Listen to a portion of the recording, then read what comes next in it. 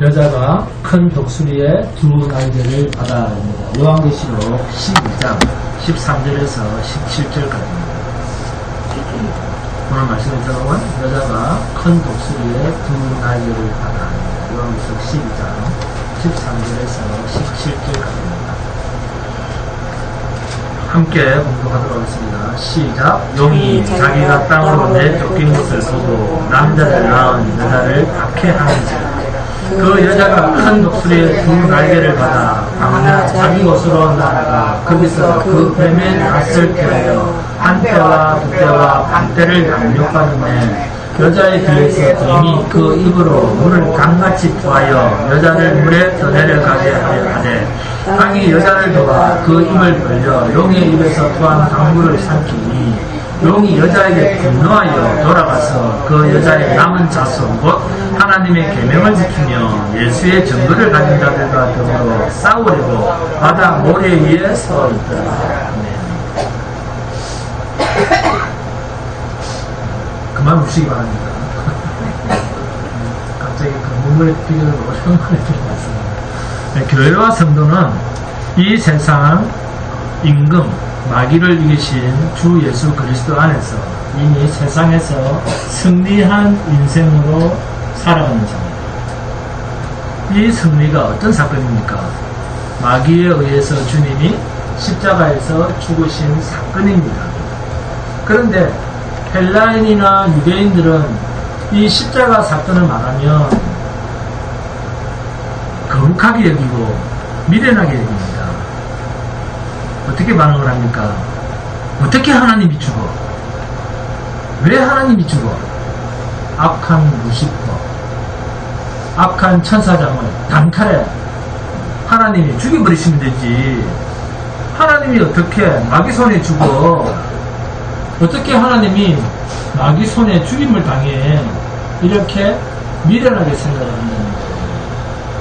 그런데 하나님은 이 땅에 육신이 되어 오셔서 이 세상 임금 마귀에게 죽임을 당하는 것으로 그 마귀의 권세를 이기셨다는 세상으로서는 도무지 알 수 없는 구원의 은혜를 받은 자들만 아멘으로 받을 수 있는 신령한 가장 신비로운 하나님의 지혜로 승리하신 것입니다. 그래서 예수를 증거한다는 말, 십자가의 증인이라고 하는 말을 너무 거북하게 생각을 하거나 자랑스럽게 생각하지 않는 사람은 아직도 예수를, 십자가를 거북하게 생각하고 있는 사람이든지 미련한 사람입니다. 그리고 십자가를 망하는 것처럼 보입니다. 패배하는 것처럼 보이거든요. 왜? 주님이 당한 사건이니까. 그러니까 하나님의 은혜를 잊지 못한 종교심만 가지고 구도자의 길, 진리를 캐내겠다고 애쓰는 사람일지라도 하나님의 이 세상과 반대되는 역설적 지혜에는 접촉이 안 되는 거예요. 그래서 조금만 무엇을 잘못해도 내가 무엇을 잘못했길래 하나님이 나에게 매를 때릴까? 좀 사탄이 왜 나를 어렵게 하지? 내가 무엇을 잘못했지? 아니면 내가 하나님 앞에서 바르게 살려고 얼마나 열심히 했는데 하나님이 나한테 이럴 수 있습니까? 이런 표현들이 나오는 것은 전부 종교인들 입에서 나오는 적재성입니다. 정말로 예수님의 십자가 사건이 이 세상 임금 마귀를 이긴 유일한 권능이라는 것을 은혜 안에서 확신하는 사람은 육신이 인생에서 깨어지고 죽임당하고 어려움 당하는 것을 절대로 비참한 일이거나 부끄러운 일이거나 잘못된 일로 오해하지 않습니다.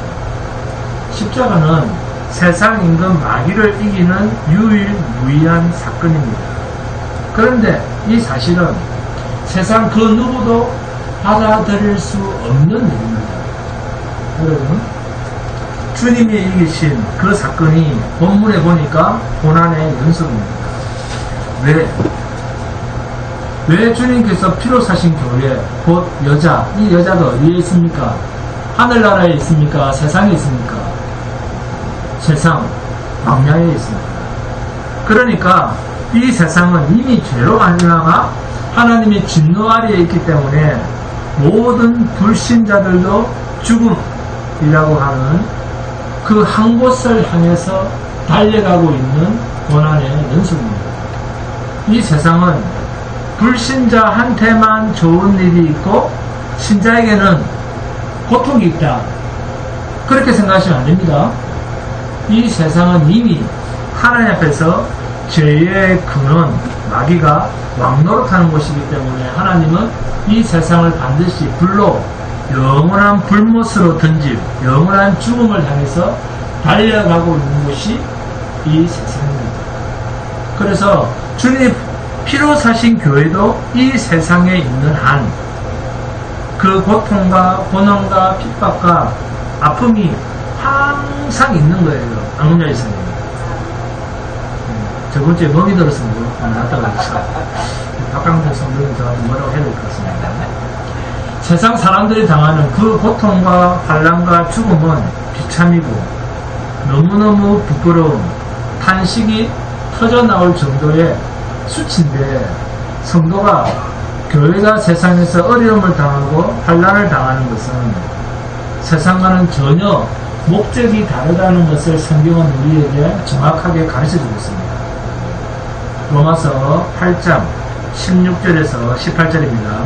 성령이 친히 우리의 영과 더불어 우리가 하나님의 자녀인 것을 증언하시나니 자녀이면 또한 상속자 곧 하나님의 상속자여 그리스도와 함께한 상속자니 우리가 그와 함께 영광을 받기 위하여 고난도 함께 받아야 할 것입니다. 생각하건대 현재의 고난은 장차 우리에게 나타날 영광과 비교할 수 없도다 할 정도로 이 고난의 의미가 있다는 것. 그래서 교회가 성도가 당하는 이 세상의 고난은 예수 믿지 않는 자들이 당하는 고난과는 그 의미와 성격이 완전히 다릅니다. 하나님의 성령이 오셔서 내주하심으로 성도의 신분으로 확정된 자가 당하는 고난은 이 그리스도로 인해서 당하는 고난이라고 하는 사실로 증거가 됩니다. 똑같은 어려움에 처해 있는데 예수 믿지 않는 사람이나 예수 믿는 사람이나 똑같은 어려움에 처해 있는데 완전히 다른 성격인 거예요. 성도가 당하는 고난은 십자가에서 마귀로부터 고난을 당하시고 죽임까지 당하신 그분이 받으신 영광스러운 그 자리로 나아가는 에너지, 촉진자가 된다는 무엇이 고난입니다. 그래서 베드로전서 2장 20절, 21절을 보시면 죄가 있어 매를 맞고 참으면 무슨 칭찬이 있으리요. 그러나 선을 행함으로 고난을 받고 참으면 이는 하나님 앞에서 아름다우니라. 이를 위하여 너희가 부르심을 받았으니 그리스도도 너희를 위하여 고난을 받았사 너희에게 본을 끼쳐 그 자취를 따라오게 하려 하셨느니라. 그리스도 때문에 당하는 고난이기 때문에 하나님 앞에서 너무너무 아름다운 것이라. 그리스도도 너희를 위하여 고난을 받사 너희에게 본을 끼쳐 그 자취를 따라오게 하려 하셨느니라. 성도가 이 영광의 길로 나아가는데 안 당할 수도 있다. 그렇게 생각이 됩니까? 아니면 절대로 당할 수밖에 없다. 누구든지 성도라면 고난은 피해갈 수 없는 길이다. 어느 쪽입니까? 전자입니까? 후자입니까? 후자입니다. 성도는 고난이 반드시 있어야 합니다. 왜? 주님과 같이 영광스러운 자리로 나아가는 데 있어서 필연적인 길이기 때문에 그렇습니다. 이 고난에 대해서 주님이 직접 말씀하신 데가 있습니다. 요한복음 15장 18절에서 19절입니다. 세상이 너희를 미워하면 너희보다 먼저 나를 미워한 줄을 알라. 너희가 세상에 속하였으면 세상이 자기의 것을 사랑할 것이나 너희는 세상에 속한 자가 아니요 도리어 내가 너희를 세상에서 택하였기 때문에 세상이 너희를 미워하느니라. 왜 미워한답니까? 네? 그렇습니다. 소속이 다르기 때문에. 네? 성도가 당하는 고난은 우리가 세상에 속하지 않았기 때문에 당하는 고난입니다. 예수 그리스도를 향해서 이 여자가 낳은 남자, 곧 예수 그리스도를 죽이려고 하는 이 마귀가 결국 예수 그리스도가 승리하시니까 마귀 자신한테는 이제 불심판밖에는 남은 것이 없는 줄 알아서 할 수만 있다면 그 남자, 그리스도가 낳은 신부, 즉 교회를, 신부를 이 땅에서 호시탐탐 죽이려고 하는 게 이 세상 임금 마귀가 자기들의 심판을 연기할 수 있는 유일한 길이라고 생각합니다. 여기서 나타나지는 것이 성도에게는 고난이라고 하는 현장입니다. 그러니까 예수 믿으면 세상에서 잘 된다, 이런 말을 사람들에게 할 수 있습니까? 없습니까? 할 수 없습니다. 고난을 당하지 않을 사람이 있겠습니까? 있겠습니까? 없겠습니까? 고난을 당하지 않고 하나님의 영광에 이르는 길은 없습니다. 여러분, 자기 백성에 대한 하나님의 기준은 종교성이 강하다, 진짜 열심히 한다, 이런 것으로 구분하지 않습니다. 창세전에 택한 자, 진리 안에 있는 자와 진리 밖에 있는 자, 이것으로 구분합니다. 그러면 여러분, 이 육은, 우리의 이 육은 진리 안에 있습니까? 진리 밖에 있습니까? 흙으로 취함받은 육은 진리 안에 있다고 설명해 주는 것이 있습니까? 없습니다. 이 육은 오늘 대표기도처럼 죽을수록, 고난을 받고 죽임 당할수록 복인 거예요. 이걸 아는 자가 믿음이 있는 자입니다. 김혜식 원사님. 네?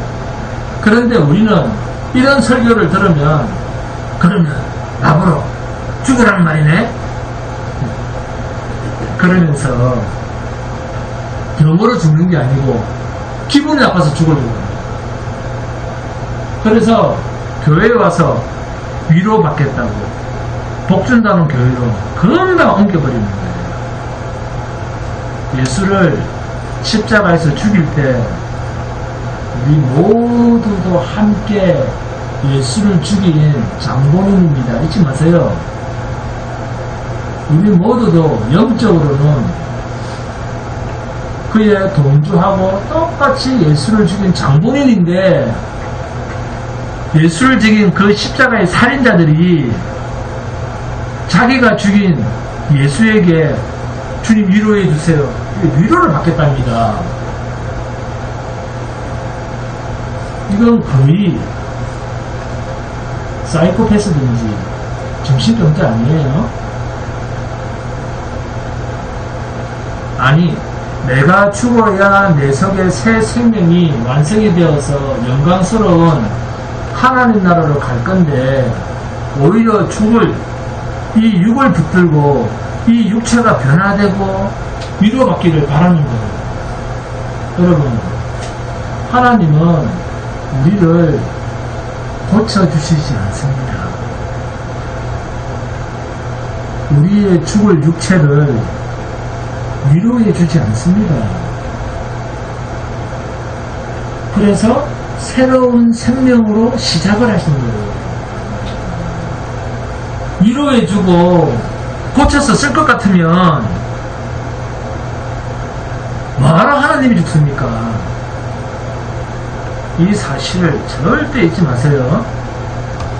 하나님은 진리 안에 있나 진리 밖에 있나로 따지십니다. 그러니까 아무리 하나님을 부르고 제사를 열심히 지내고 해도 누가 이겼습니까? 얼마나 하나님을 열심히 부르고 얼마나 제사를 열심히 지냈습니까? 누가? 이스라엘 백성입니다. 그런데 그 이스라엘 백성들을 하나님은 다 죽여버리시는 거예요. 왜? 왜 그렇게 열심히 하나님을 부르고 그렇게 열심히 제사를 지냈는데 왜 이스라엘 백성을 싹 다 죽여버리죠? 왜? 육으로 하는 일은 전부 헛되다는 거예요. 그래서 불의하게 이스라엘 왕을 죽이고 이스라엘 백성들을 난도질한 그 사건을 신약으로 와서 보니까 만왕의 왕이신 누가 죽습니까? 예수가 죽으신 겁니다. 왕이 죽었다 그러면 그 백성들도 다 죽었다, 다 죽였다 그 말입니다. 성경을 좀 제대로 알고 위로를 받으려고 하세요. 이렇게 자기 백성을 위해서 죽을 수밖에 없는 것을 구약의 왕들을 처단하는 것을 하나님은 희미하게 구약을 그림자로 보여주신 것입니다. 구약에서 왕이 죽었다는 것은 그에 속한 백성들도 다 죽였다 그 말이에요.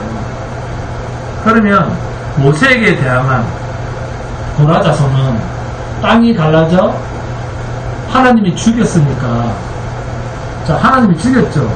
모세에 반항한 그 고라 자손들을 땅이 갈라지게 해서 다 죽여버렸습니다. 그러면 하나님이 다 죽여버렸으니까, 자, 고라 자손은 지옥 갔겠다, 천국 갔겠다. 네? 자, 둘 중에 하나입니다. 지옥 갔겠다, 천국 갔겠다, 고라 자손은. 모세에게 대항하다가 땅이 갈라져서 하나님이 다 죽여버렸으니까, 지옥 갔겠다, 천국 갔겠다. 에어컨 좀 꺼주세요.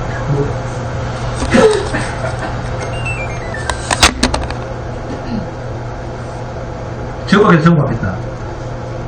지옥, 자, 지옥 손 들어보세요, 지옥. 지옥 손 한번 들어보세요. 자, 강큰 사람들 있네, 이게. 진짜 하늘나라 가면, 뭐라고 합니다. 다 천국 같습니다. 네? 하나님이 택한 백성은 다 천국 갑니다. 자, 따라합니다. 하나님이 택한 백성은 다 천국 간다. 다 천국 간다. 다 천국 갑니다. 왜 그러세요? 하나님이 택한 백성이 홍해바다 건너고 광야까지 왔는데 무슨 지옥을 갑니까? 네? 불평불만 있다 하더라도 다 천국 갑니다. 예수를 믿는 사람은 인간의 행위로 천국과 지옥을 나누면 안 됩니다. 아시겠습니까? 아직까지도 인본주의를 못 드러냈다 그 말이에요. 하나님이 출애굽을 시킨 이스라엘 백성을 광야에 두신 것은 옛 사람은 다 죽는다 하는 것을 가르친 사건입니다. 이래 죽든 땅이 갈라져 죽든 불에 태워져 죽든 이래 죽든 저래 죽든 병으로 죽든 사고로 죽든 옛 사람은 죽어야 된다는 거예요.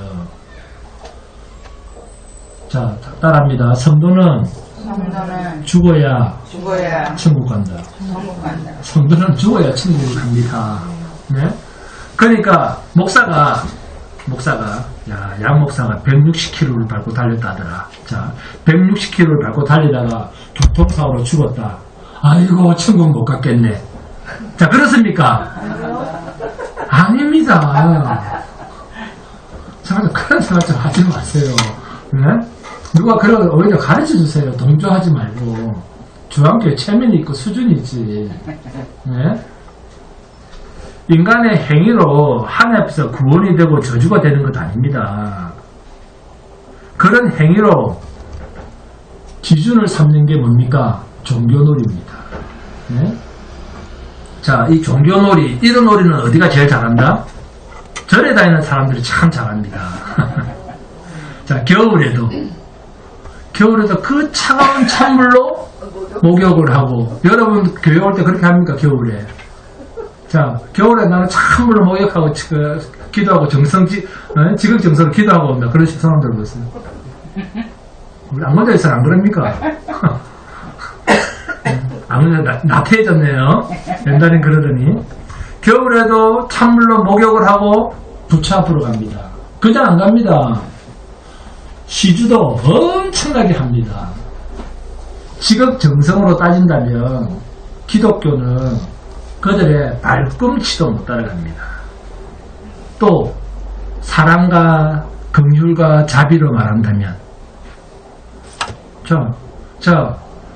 불교 다니는 사람, 불교를 믿는 사람이 자비가 많습니까? 예수 믿는 사람이 자비와 사랑이 많습니까? 어느 쪽으로 생각합니까? 불교 다니는 사람. 그렇습니다. 네, 안 걸렸어요. 그래요. 네? 김혜식 원사님 그렇습니다. 절에 다니는 사람이 더 자비가 많아요. 교회 다니는 사람보다. 겉으로 보기에는 그렇죠. 그 사람들은 여름에 모기 잡는다 안 잡는다. 이 한여름에 모기도 안 잡습니다. 예? 자, 바퀴벌레 잡는다 안 잡는다. 바퀴벌레도 안 잡습니다. 자, 파리 잡는다 안 잡는다. 파리도 안 잡습니다. 예? 그런데 여러분은요? 다 죽여요. 잡는 게 아니라 손바닥으로. 아, 터쳐서 죽이잖아요. 예? 우리는 살생을 자기 업으로 삼고 하고 있잖아요. 예? 자기 자신을 안 죽이면서. 모기향 피워가면서 다 죽여버리잖아요. 예? 인간의 행위로 하나님 앞에서 긍휼과 자비를 얻으려면 천국은 네? 인간의 행위로 하나님 앞에서 긍휼과 자비를 얻는다고 하면 천국은 절에 다니는 사람이 많겠습니까? 예수 믿는 사람이 많겠습니까? 절에 다니는 사람이 천국에 더 많아집니다. 그러면 그럼 우리는 갈 수가 있다 없다? 우리는 못 갑니다. 절에 다니는 사람 꽉 차가지고 천국은 절에 다니는 사람들로 꽉 찹니다. 우리는 천국 입구 앞도 못 갑니다. 여러분, 자, 요한계시록에서 여자는 뭡니까? 교회입니다. 그런데 여자 교회가 영으로부터 박해를 받습니다. 그러니까 주님이 피로 사신 교회가 마귀로부터 집요한 공격을 받는다는 말입니다. 마귀의 힘에 대해서 우리는 잘 알아야 되는데 이 세상에서 인간의 육으로는 이길 수 없는 대상이 세상 임금 마귀입니다. 그래서 우리의 이 육신은 100% 마귀로부터 지배를 받고 있습니다. 생각조차도 내 좋은 대로 자동적으로 하게 되어 있습니다. 오늘 대피기도도 나왔죠. 네? 자기도 모르게. 예수 믿는 것은 받은 증거 많다고 춤을 추고 난리를 피웠는데 예수 믿는 것은 받은 증거 많다고 그렇게 춤을 췄는데 생각은 마귀로부터 조정을 당한 그것밖에 없는 거예요. 생각 자체가 내 좋은 대로 해야 되는 거예요. 이게 마귀에게 조정을 당한 모습입니다. 네가 이걸 먹으면 하나님이 된다. 하나님이 된다는 말이 무슨 뜻이냐? 무슨 말입니까? 네가 하나님이 된다. 무슨 말일까요? 그래, 맞습니다. 네 좋은 대로 할 수 있어. 그 말이에요. 네 좋은 대로 할 수 있어. 네? 내 좋은 대로 해. 내 좋은 대로 한다. 사사기식으로 표현하면 뭡니까? 사사기식으로 이 말을 표현하면 그렇죠. 자기 소견에 옳은 대로 행한다. 마음대로 할 수 있는데 그 말입니다. 하나님은 내가 좋다고 찾아가서 만날 수 있는 존재가 아닙니다. 자, 칼빈의 5대 교리 중 첫 번째가 뭐였습니까? 인간의 전적 부패, 타락입니다. 이걸로 나머지가 다 해석이 되는 거예요. 마귀는 자기를 드러내려고 하지 않습니다. 마귀는 자기의 정체를 드러내려고 하지 않아요. 우리를 드러내서 왕이 되게 합니다. 그래서 귀신을 쫓는 그 축사를 할 때 맨 마지막에 너 이름이 뭐야? 아, 루시퍼야. 그러면 그 마귀 떠납니다. 마귀는 자기를 드러냈잖아요. 네? 그런데 하나님은요. 하나님은 드러냅니다. 마귀는 자기를 드러내려 하지 않는데 하나님은 당신님만 드러내고 우리 드러냅니까? 안 드러냅니까? 하나님이. 우리는 드러나지도 못하도록 너는 죽어 그럽니다. 완전히 여름에 시원한 찬물을 마시듯 우리를 죽여버립니다. 마귀는 100% 내가 내 마음대로 하는 것처럼 그렇게 우리를 속이는데 하나님은 우리 안에 오시면 우리 마음대로 하지 못하도록 우리를 인정하지 않고 하나님만 일하십니다. 하나님만 드러내세요. 우리 안에 속사람, 새사람, 하나님께서 영화롭게 만드는 새로운 생명, 성도, 그 존재는 하나님께서 나신 자가 지키심에 마귀가 음부의 세계가 이기지 못하도록 지키고 계신다. 아멘. 그런데도 우리는 돌아서면 죄짓고 돌아서면 욕심을 부리고 돌아서면 내 마음대로 하고 싶은 이 육이 점점 변화가 되어서 천국을 간다라고 하면 우리 안에 시작하신 하나님의 새 생명의 역사를 아주 가소롭게 여기는 자입니다. 세례요한이 예수님을 만나서 한 말이 뭡니까? 세례요한이 예수님을 만나서 한 말이 나는 세워야 하고 그는 흥하여야 하리라. 네? 이게 우리의 고백이 되어야 됩니다. 여인이 낳은 자 중에 가장 위대한 자의 고백이 오늘 우리의 고백이 되어야 됩니다. 나는 땅에서 낳기 때문에 반드시 죽어야 되고 당신은 성령으로 나신 이기 때문에 죄도 없이 낳기 때문에 흥하여야 합니다. 이게 세례요한의 신앙 고백이었습니다. 그러니까 마귀는 예수 그리스도의 몸으로서 드러나고 있는 이 교회를 공격하는 것이 이 세상에서 운명이 다 되어가고 있는 마귀가 할 수 있는 유일한 일입니다. 자기의 때가 얼마 남지 않은 줄 알고 자기가 복수할 수 있는 일은 부활하셔서 하나님 보좌 우편에 앉으신 주님은 이제 이길 수 없다는 것을 알고 주님이 낳은 교회를 성도를 집요하게 공격해서 넘어지게 하는 이 일 외에는 복수할 길이 없는 거예요. 이것을 하나님의 놀라운 지혜로 성도가 하나님의 영광의 자리로 나오는 무엇으로 삼았다? 고난이라고 하는 세상이 알지 못하는 구원 얻을 지혜의 방편으로 삼으신 거예요.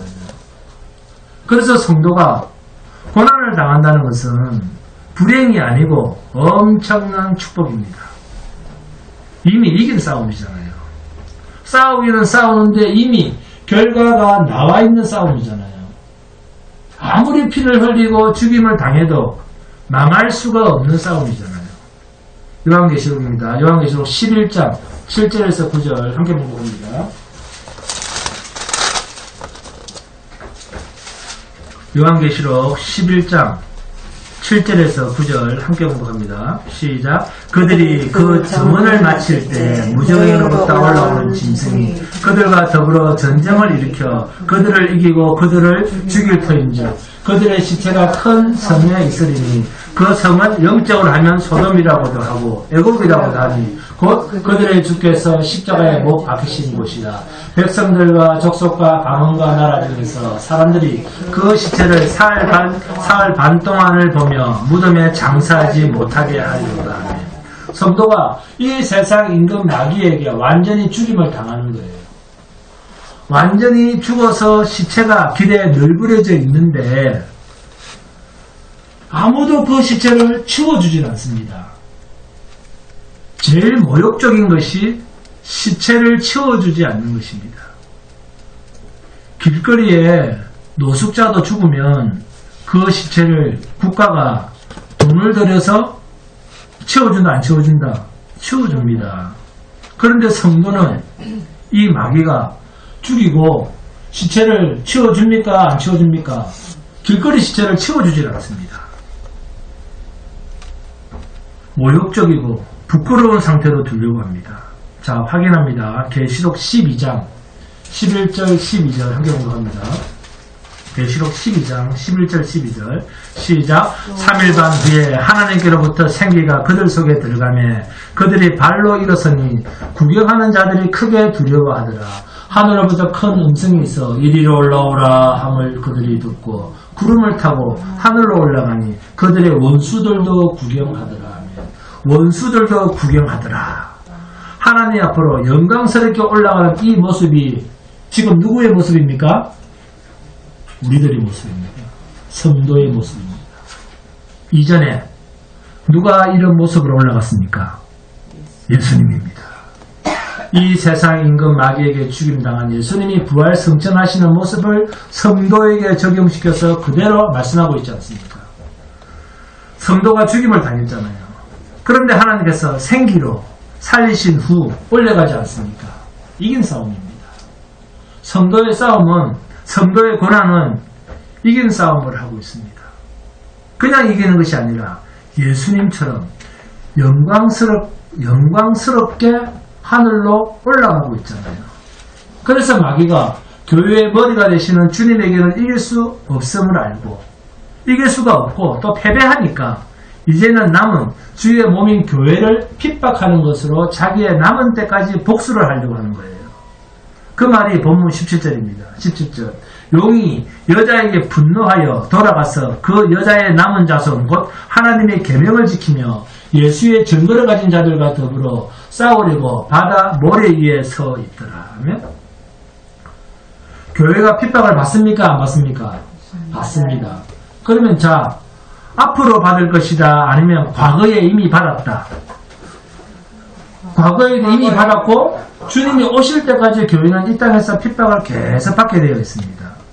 그래서 예수님께서 이 땅에서 사역을 시작하실 맨 처음에 마태복음 5장, 6장, 7장 산상수훈, 산상수훈이라고 그러죠. 5장 10절에서 12절에서 이런 말씀을 합니다. 을을 위하여 박해를 받는 자는 복이 있나니 천국이 그들의 것임이라. 나로 말미암아 너희를 욕하고 박해하고 거짓으로 너희를 거슬려 모든 악한 말을 할 때에는 너희에게 복이 있나니 기뻐하고 즐거워하라. 하늘에서 너희의 상이 크니라. 너희 전에 있던 선지자들도 이같이 박해하였느니라.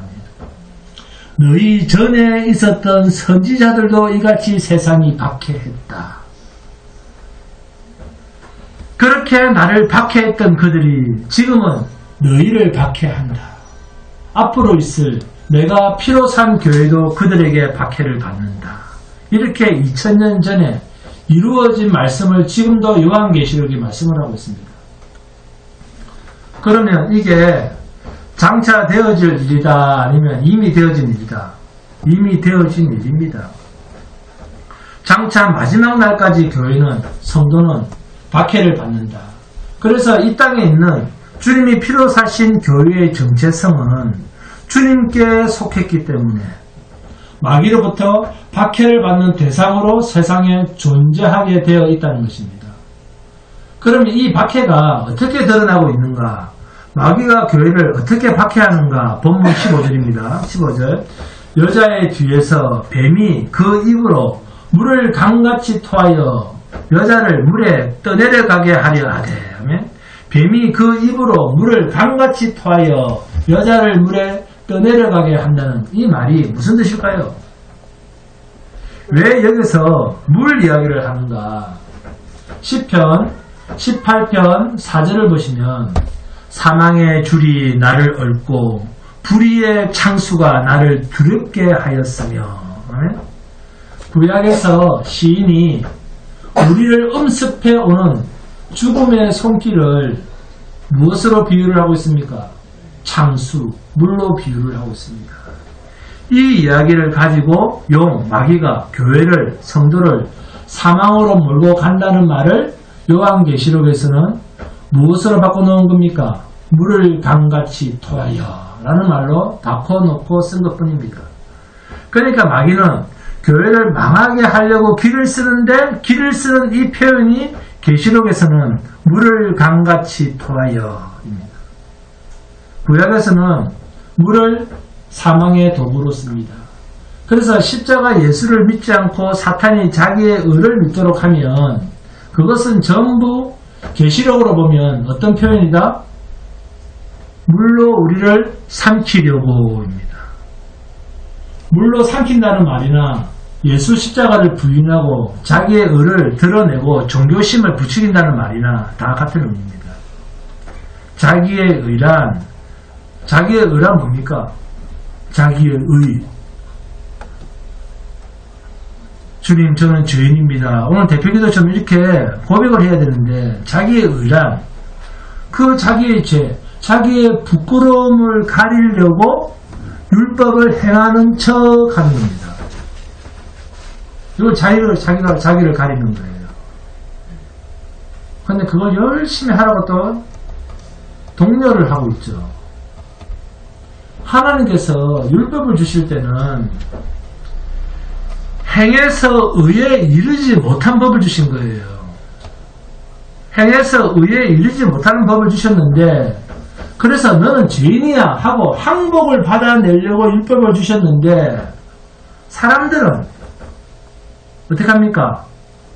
최선을 다해야지. 이 최선을 다한다는 말로 율법을 지키려고 하거든요. 이게 뭐다? 자기의라는 것입니다. 그러니까 말로는 예수를 믿는다, 하나님을 믿는다고는 하는데 알고 보면 거의 전부가 자기를 믿고 있는 거예요. 자기를 믿는 거예요. 자기가 하나님인 거예요. 하나님으로 교회가 꽉 찬다는 거예요. 다 자기가 하나님인데.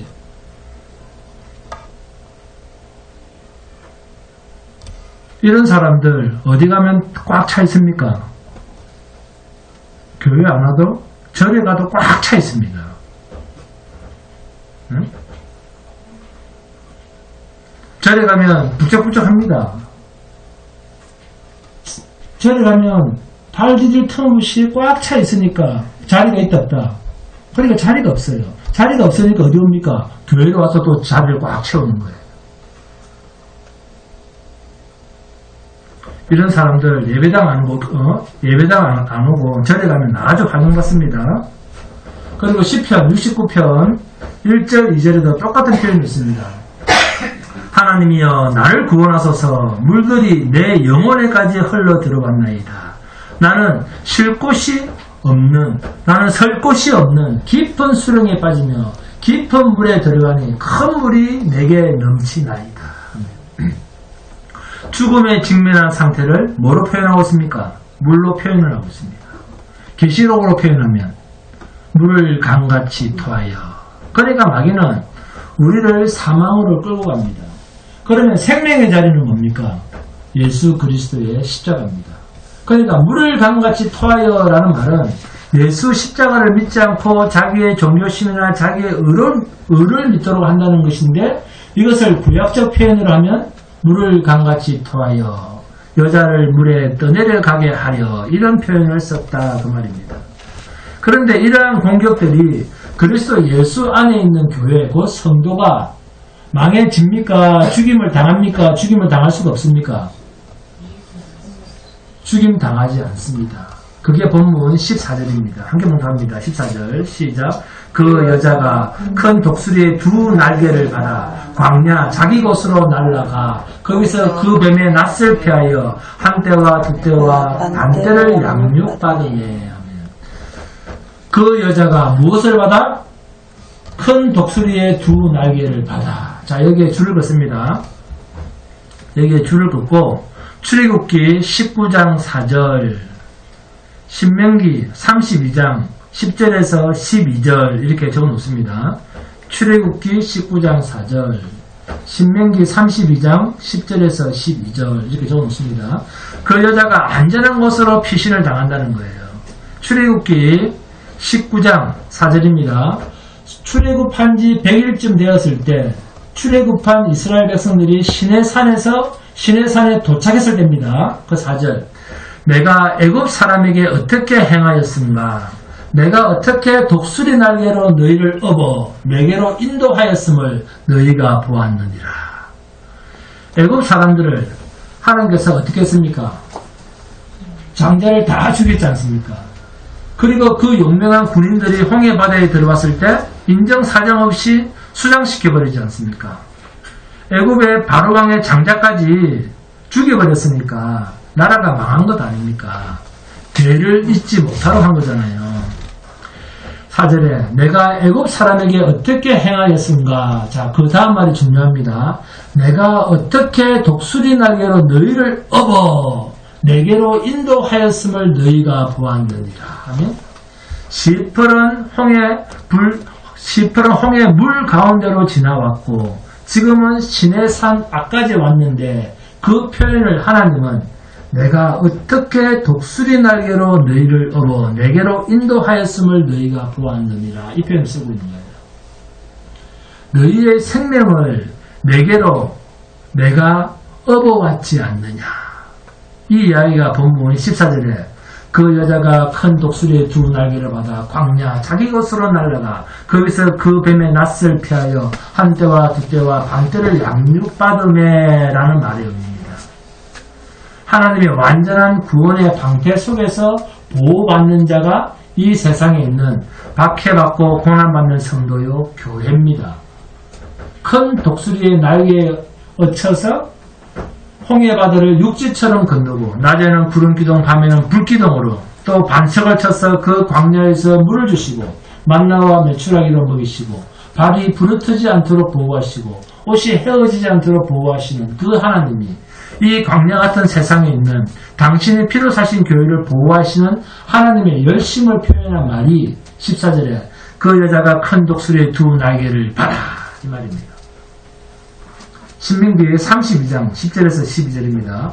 여호와께서 그를 황무지에서 짐승이 부르짖는 광야에서 만나시고 호위하시며 보호하시며 자기의 눈동자같이 지키셨도다.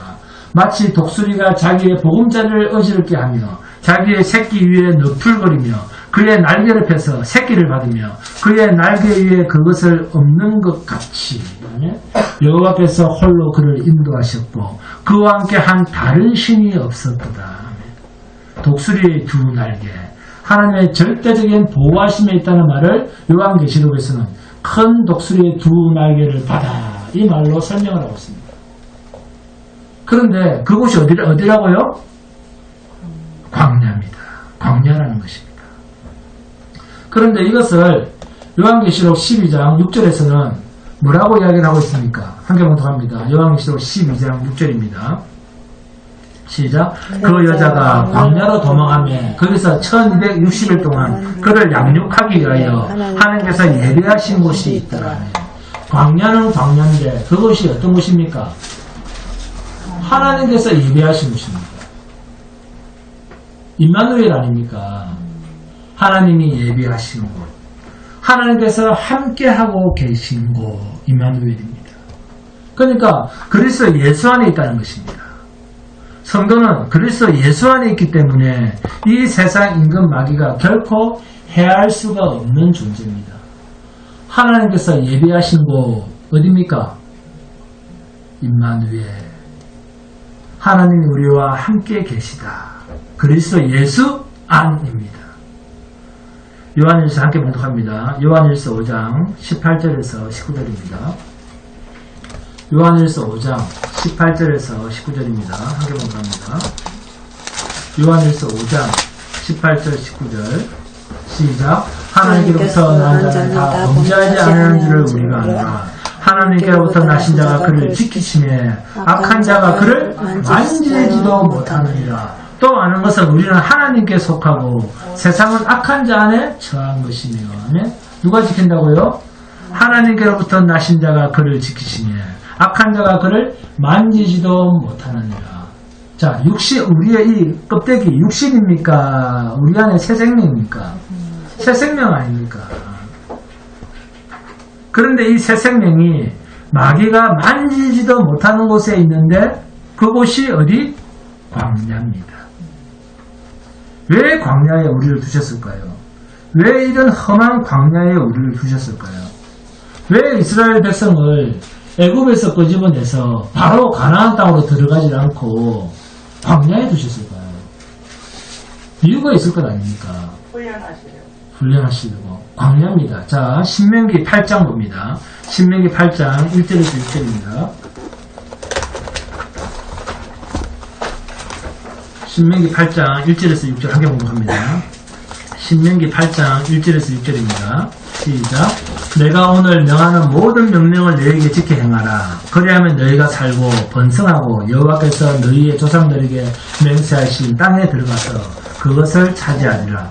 내 하나님 여호와께서 이 40년 동안에 내게 광야길을 걷게 하신 것을 기억하라. 이는 너를 낮추시며 너를 시험하사 내 마음이 어떠한지 그 명령을 지키는지 지키지 않는지 알려 하심이라.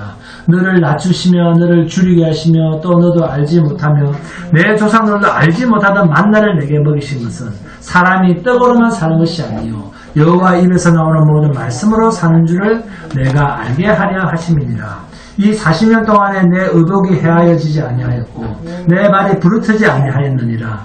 너는 사람이 그 아들을 징계한 같이 내 하나님 여호와께서 너를 징계하는 줄 마음에 생각하고 내 하나님 여호와의 명령을 지켜 그의 길을 따라가며 그를 경외할지니라. 아멘. 사람이 떡으로만 사는 것이 아니요 여호와 입에서 나오는 모든 말씀으로 사는 줄을 내가 알게 하려 하심이니라. 광야에 이스라엘 갖다 놓은 이유가 뭡니까? 이 세상에 있는 것들, 곧 먹을 것, 마실 것, 입을 것, 육신의 정욕과 안목의 정욕과 이생의 자랑이 아닌 여호와의 입에서 나오는 진리의 말씀으로 양육되고 완성되어져서 하나님께서 영화롭게 예배하신 그 새하늘과 새 땅에 들어가도록 하는 것이 교회요 성도이기 때문에 어디서? 광야에서 그러한 자로 만들어 가시기 위해서 우리를 광야에 두셨다는 거예요. 배부르라고 광야에 두신 것이 아니고 배불리려고 만나를 주신 것이 아니라는 것이죠. 우리를 광야로 인도하신 것은 오직 십자가의 주님, 떡이시고 생명의 근원이 되는 피, 주님으로만 내가 길이요 진리요 생명이니 나로 말미암지 않고는 아버지께로 올 자가 없느니라. 오직 십자가 예수만 바라보고 살아라고, 그분만 생명이라고, 그분만 우리의 영원한 나라의 양식이라고, 그것만 바라보고 살아라고 우리를 광야에 두셨다는 것입니다. 그래서 이 세상의 성도는 육은 마실 물이 필요하고 양식이 필요하고 입을 옷이 필요하지만 그러나 내 새 생명은 그리스도 예수만 있으면 됩니다.